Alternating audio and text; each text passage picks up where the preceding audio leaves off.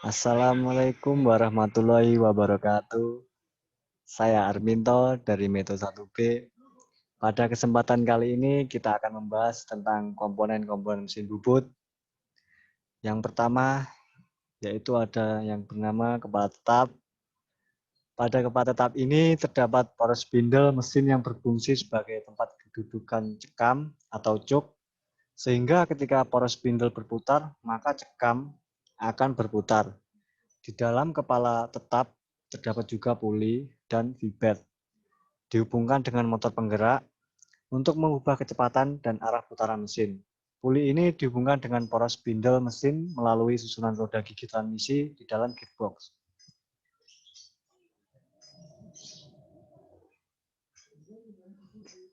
Yang kedua, yaitu alat pencekam. Alat pencekam merupakan alat yang berfungsi untuk mencekam benda kerja yang akan menggunakan mesin bubut. Ada beberapa jenis alat pencekam yang bisa digunakan. Antara lain yaitu cekam rahang 3 dan cekam rahang 4. Cekam rahang 3 ini cocok untuk mencekam benda kerja yang silinder atau bersisi habis dibagi 3, seperti 3, 6, 9 sisi, dan seterusnya. Umumnya 3 rahang pada cekam ini bergerak bersamaan ketika penguncinya diputar. Yang kedua yaitu cekam rahang 4. Pada cekam ini umumnya bergerak secara independen atau sendiri-sendiri. Ada juga yang bergerak secara bersamaan seperti pada cekam rahang 3. Cekam ini cocok untuk mencekam benda silinder atau bersisi habis dibagi 4. Keuntungan menggunakan cekam rahang 4 adalah operator bisa memasang kembali benda kerja sesuai senternya meski sudah pernah melepas benda kerja. Yang ketiga, motor penggerak. Motor penggerak berada di bawah kepala tetap atau gearbox. Berfungsi mengubah energi menjadi energi mekanik atau memberikan mesin tenaga untuk bergerak. Yang keempat, ada tombol emergency. Digunakan dalam keadaan darurat untuk mematikan mesin. Tombol ini termasuk hal yang penting untuk keselamatan kerja. Umumnya mesin-mesin memiliki tombol ini. Yang kelima, ada handle atau tuas. Handle pada setiap mesin bubut berbeda-beda. Beda pabrik, beda ukuran, beda pula handle-nya. Cara menggunakan handle dapat disesuaikan atau berpedoman pada tabel menempel pada mesin. Fungsi dari handle ini ada berbagai macam. Yang pertama, mengatur kecepatan spindle, pengaturan feeding atau kecepatan pemakanan secara otomatis, pengaturan arah pemakanan, pengaturan penguliran, menyalakan dan mematikan mesin, pengaturan arah putaran spindle. Selanjutnya ada eretan.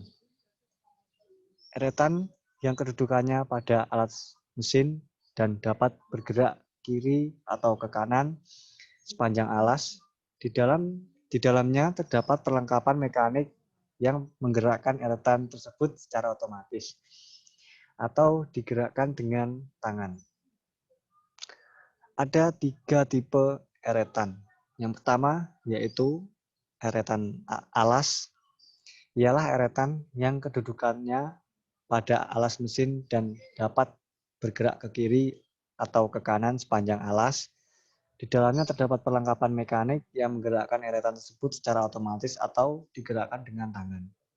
Yang kedua ada eretan lintang. Berada di atas eretan alas dan kedudukannya melintang terhadap alas. Gerakan melintang yaitu menjauhi atau mendekati operator, baik diputar dengan tangan maupun secara otomatis. Kegunaan eretan ini antara lain untuk memberikan tabel pemakanan pahat atau menggerakkan pemakanan pahat. Pada bagian yang dekat dengan pemutarnya terdapat skala ukuran. Dengan skala ini, kita dapat mengatur tebal penyayatan pahat. Yang ketiga, eretan atas. Terletak di atas eretan lintang dan diikat oleh dua baut. Pada eretan ini terpasang rumah pahat. Kedudukan eretan dapat diubah-ubah atau diputar 360 derajat. Sesuai dengan kebutuhan, pada bagian alasnya terdapat skala derajat. Eretan ini khususnya untuk membuat tirus dengan sudut yang besar pada jarak pendek. Gerakannya tidak otomatis. Oke, yang ketujuh ada tool post atau dudukan pahat. Tool post ini berada di atas eretan atas, digunakan untuk memegang atau menjepit pahat bubut saat proses pembubutan. Secara umum, tool post ada dua macam, yaitu yang pertama standar tool post. Standar tool post yang dalam pengaturan ketinggian mata pahat menggunakan ganjal. Cara pengencangannya dengan cara mengencangkan baut-baut yang terdapat di bagian atas tool post. Menurut jumlah rumah pahatnya, tool post standar ada dua macam, yaitu memiliki rumah pahat 1 dan rumah pahat 4. Tool post dengan satu rumah pahat menyebabkan jumlah pahat yang dapat dipasang hanya 1. Dan yang kedua ada adjustable tool post, yang dalam mengatur ketinggian mata pahat tanpa menggunakan ganjal, karena sudah dilengkapi dengan perlengkapan mekanik yang mengatur ketinggian pahat. Tool post ini ada dua macam, yaitu untuk memiliki rumah pahat 1 dan lebih dari 1. Penggunaannya sama dengan standar tool post. Oke, yang ke-8 yaitu ada namanya lampu penerangan. Lampu ini digunakan untuk membantu operator melihat benda kerja saat dibubut, berguna juga untuk membantu operator melihat hasil pengukuran benda kerja. Namun, tidak semua mesin bubut dilengkapi dengan lampu. Selanjutnya yang nomor 9 ada selang coolant atau pendingin. Berfungsi untuk menyemprotkan cairan coolant saat membubut. Coolant berguna untuk menyetabilkan suhu alat potong dan sehingga ketajaman mata potong bisa lebih awet dan hasil pembubutan lebih optimal. Contohnya, dalam proses pengeboran benda kerja, namun tidak semua jenis alat membutuhkan coolant dalam proses pembubutan.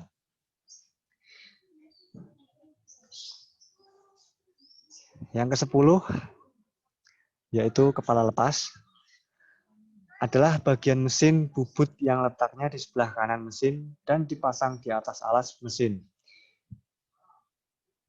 Bagian ini adalah sebagai tempat penahan ujung benda kerja yang dibubut, tempat kedudukan bor waktu mengebor, dan lain-lain. Kepala lepas atau tailstock dapat digeser dengan kunci oleh operator di sepanjang alas mesin. Kedudukannya berada pada alas tersebut diikat dengan baut dan mur. Porosnya berlubang tirus sehingga dapat dipasang mata bor yang bertangkai tirus. Kepala lepas terdiri dari dua bagian, yaitu alas dan badan. Kedua bagian ini diikat oleh 2 atau 3 baut dan dapat digeser. Penggeseran ini diperlukan apabila kita akan membubut tirus dengan benda kerja terpasang di antara 2 meter. Dan yang berikutnya, yang ke-11 ada alas mesin atau bed machine. Alas mesin digunakan sebagai tumpuan gaya pemakanan pada waktu pembubutan dan juga sebagai tempat kedudukan kepala lepas, eretan, penyangga, diam, atau steady rest.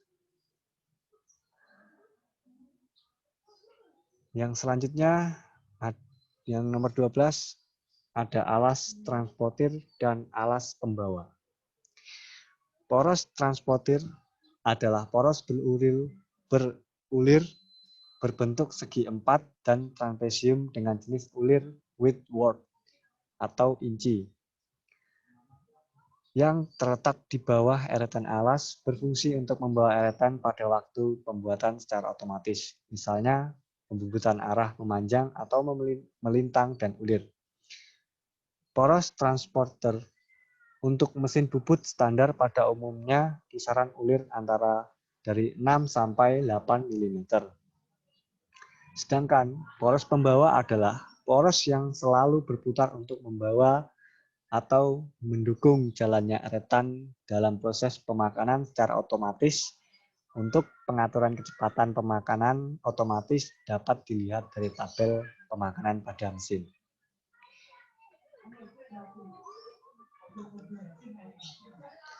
Dan yang terakhir ada rem kaki. Digunakan untuk menghentikan mesin. Rem ini sangat berguna ketika mengulir dan berhenti pada posisi tertentu. Dalam keadaan darurat, operator juga bisa menggunakan rem kaki untuk menghentikan mesin. Demikianlah pembahasan lengkap mengenai komponen utama mesin bubut dan fungsinya. Semoga bermanfaat dan menambah wawasan kita semua. Sekian dari saya. Wassalamualaikum warahmatullahi wabarakatuh.